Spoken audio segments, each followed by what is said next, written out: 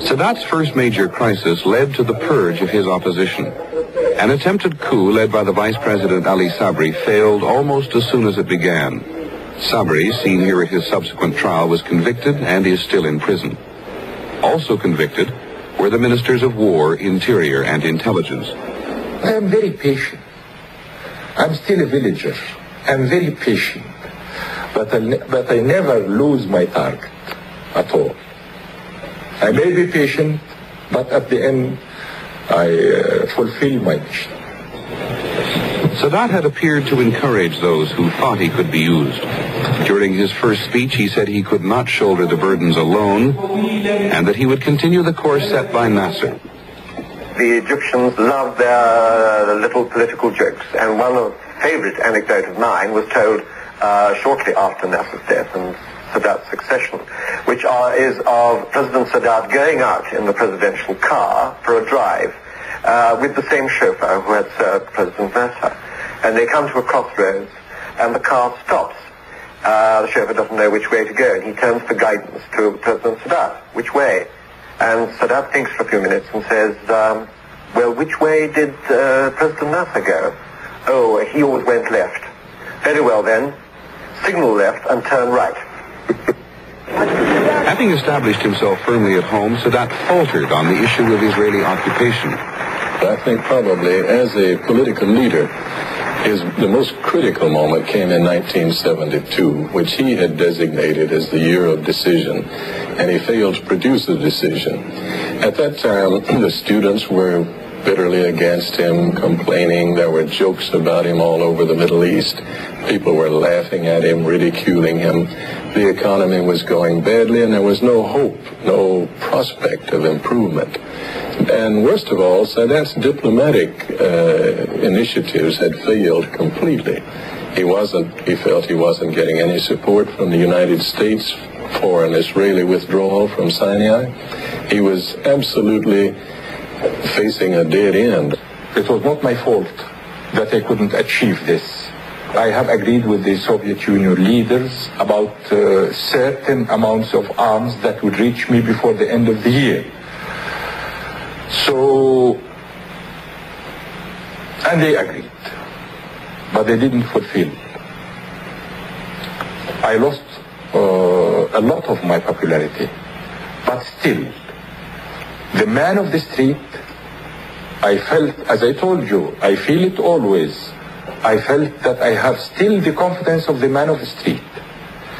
And then everything came on July 72 when I made my decisions to send out the Soviet experts. Sadat's decision to expel the Russians was warmly received at home. Sadat hoped that when the Russians left, President Nixon would exert more pressure on Israel for withdrawal. One of his initiatives moved through unusual channels.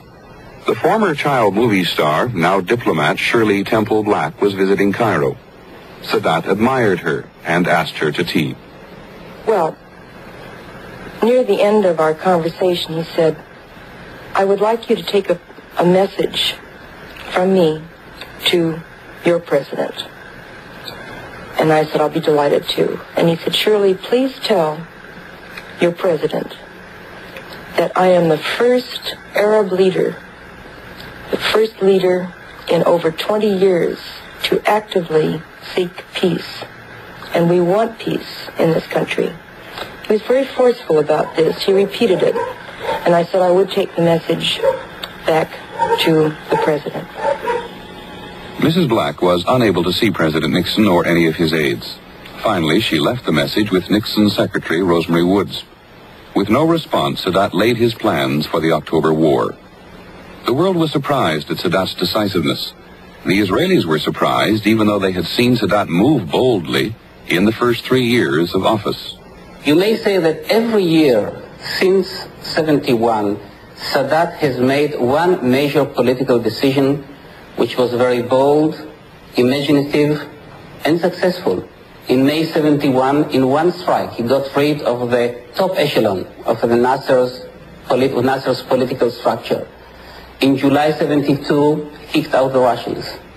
In October 73, he launched an offensive against Israel, which at least managed to terminate the no peace, no war situation which had existed in Egypt, which had become unbearable, and gradually these type of decisions have changed his image in this country as well.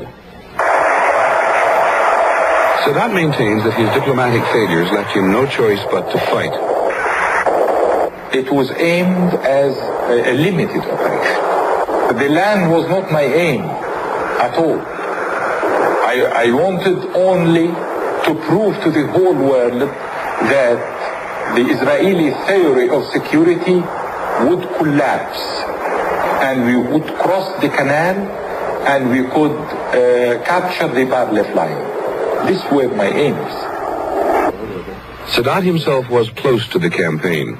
During much of the fighting, he remained in the operations room. This is the first film ever allowed there, during a later briefing on troop status. I was in the operation room and I received the reports one by one. The strong points of the Bar-Lev line is surrendering and is captured.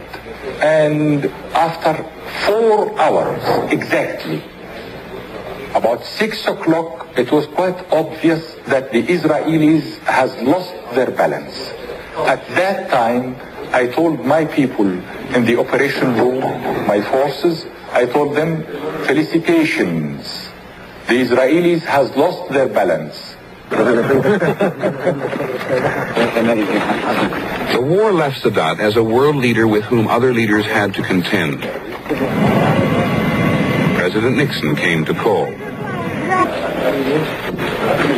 Sadat was now critical to peace or war. Henry Kissinger trekked to his door.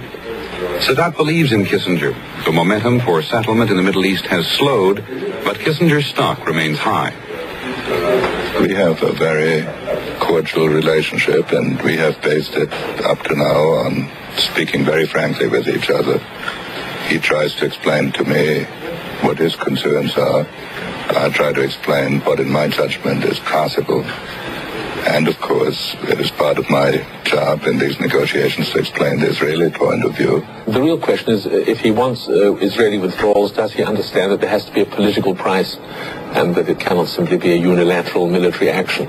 In other words, can he stop thinking only of withdrawal and start thinking about peace? Not only about what he wants from Israel, but what Israel wants from him. That's the great test, because he's not going to get any withdrawal without peace or some progress towards peace. Most people are afraid that, think that he means well, but that simply he will let Israel down, if you wish, or he will not be able to deliver the goods in case of negotiations. Not so much because he doesn't want it.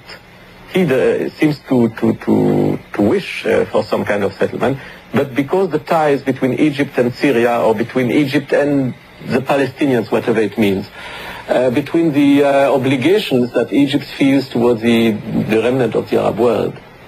Sadat is an implacable enemy of Israel. This is also the truth. He is no fool, but he is an enemy.